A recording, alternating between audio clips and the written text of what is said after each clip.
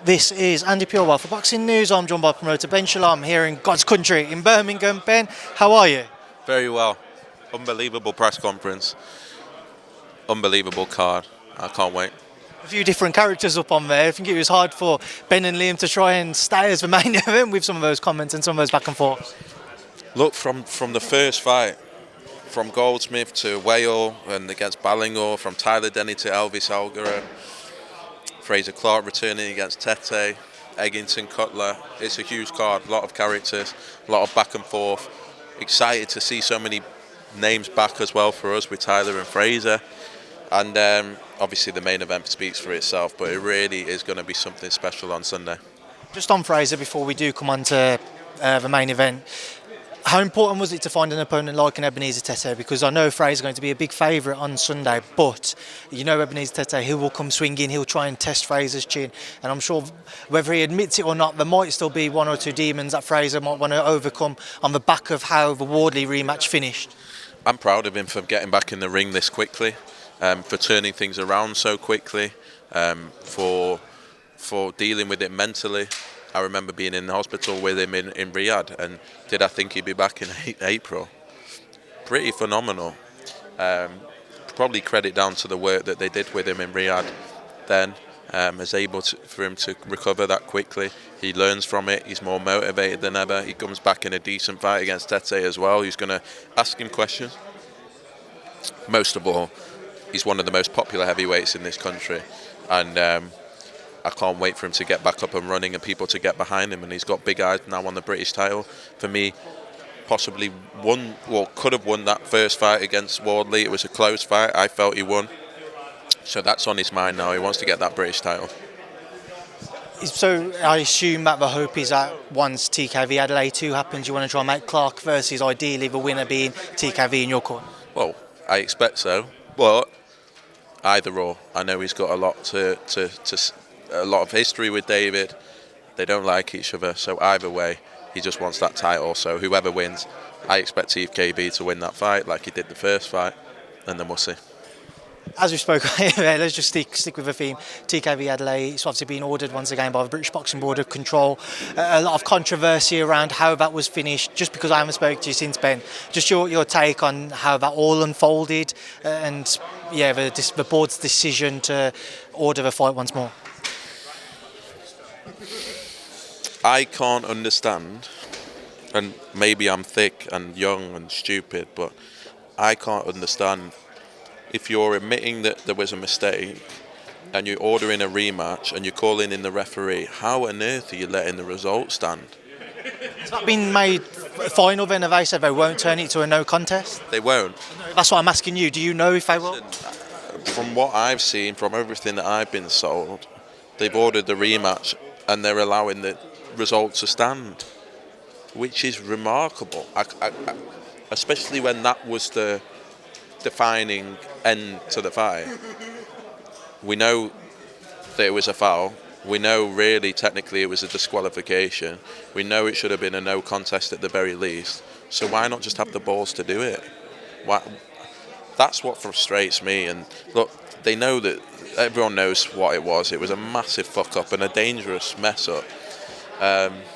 So I'm gutted for Jamie that he has a defeat on his record when he should be, he's really cruising to a victory to become British champion. So look, we'll see what split they order the fight at. I don't know. I was a little upset. People were like, "Oh, well, great, you've got the rematch." I just couldn't understand why it wasn't a no contest at the very least. We're seeing how much rather that everybody's talking about this fight, this rematch with Ben Whittaker and Liam Cameron. So when you look at that fight, does that ideally, obviously you'd have Jamie with that title around his waist, but does it also whet your appetite for another big domestic rematch on the horizon, and one which I assume you guys want to go hard for to try and get onto the Sky Sports platform? Look, it was a massive story. Let's be honest, the fight wasn't great, but that was part to do with the officiating. Jamie stuck to his game plan, make it difficult for David and take him out in the later rounds. I thought he was going to get stronger and stronger. I was chilling, had my feet up, I was enjoying what I was seeing, and I just couldn't understand how he got caught until I saw what happened. So we'll obviously want to put on that fight, but the main thing is we got it, and yeah, hopefully Jamie can now become British champion. Swing it back to Birmingham and swing it to the main event here, big rematch, Benn Whittaker-Cameron too. Sure, you're aware of, many people have asked you about the rounds dropping from 12 to 10 finally. But before we come on to all of that, Ben, how do you feel like Benn Whittaker's looked through fight week and this change in his team, maybe this change in approach, and do you see a Benn Whittaker who is more focused now? I'm so glad in many ways that what happened on October the 12th happened. You need moments like that in your life to focus you on what's important to you, focus you on what you should be doing. And the way he's reacted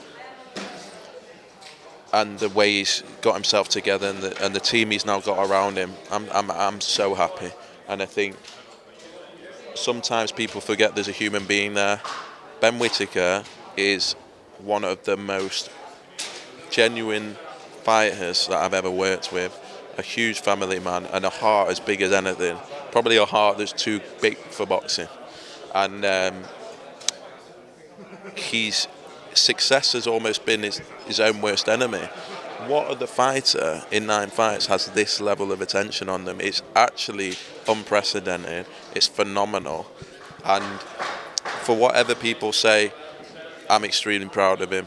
I think he's going to put a superb performance in on Sunday night. He's going to put on a statement.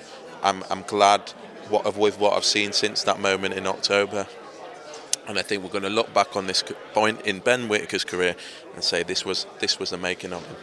You mentioned that you want to see and you expect to see a statement performance. Do you feel like he needs to deliver something like that? Because although, as always, the win's the most important thing, just because of Benn's character and how he speaks with that air of confidence, he needs something more than just to scrape by on, say, a 96, 94 points win 3 times over.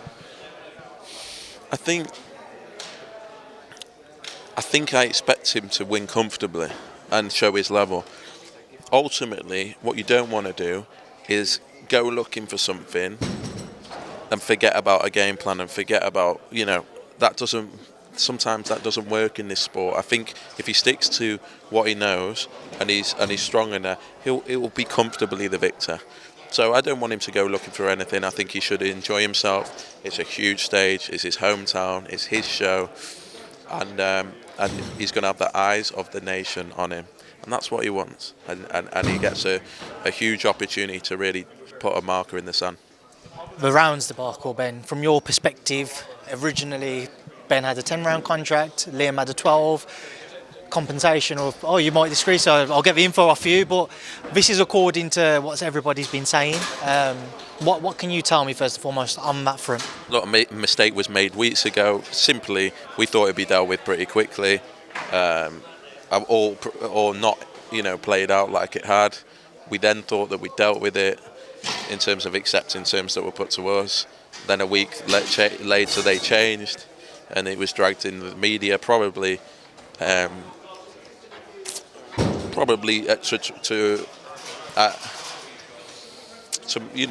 had fun with it, and I think it was more to do with Queensberry than anything. I actually get on with Liam Cameron really well. I've got to know him.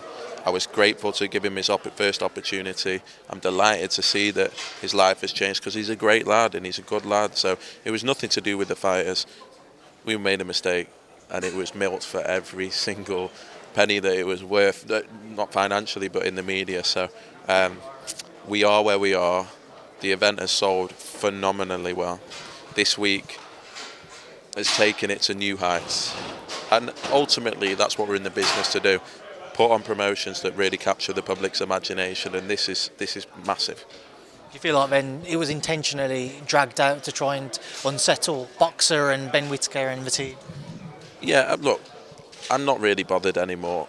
I've had things like this with where I've received contracts, where I've been put in that position, and it's up to you with what you do with that. And that's all I'll say. We move on, and I'm just excited now that it's sorted. Everyone's smiling, everyone's joking, and we're looking forward to a massive event on Sunday. Ben hasn't said too much about it. What was his stance on it? Because obviously a few people have said your rival promoters, Eddie Hearn, Frank Smith, asked both of them. They said that they're maybe a bit surprised that Ben Whittaker hasn't just said, you know what, let's just do 12, I don't care. It wasn't him. He wasn't involved. I genuinely swear, I have not had one conversation with Ben Whittaker about this whole thing. He's in camp. He's preparing. It was a mistake by Boxer to be sorted out by Boxer. He's preparing for the fight he was always preparing for, and that's all he's got to focus on, and that's his job. And hopefully he does his job on Sunday night. Just away from that, because I know we're about to finish up here. Eubank Sr has had a few choice words about the main event next week. I want to get your thoughts on everything he's had to say. Well, I'm not bothered about the boxing elements, the personal elements. I just think that's not boxing. Let's leave it out.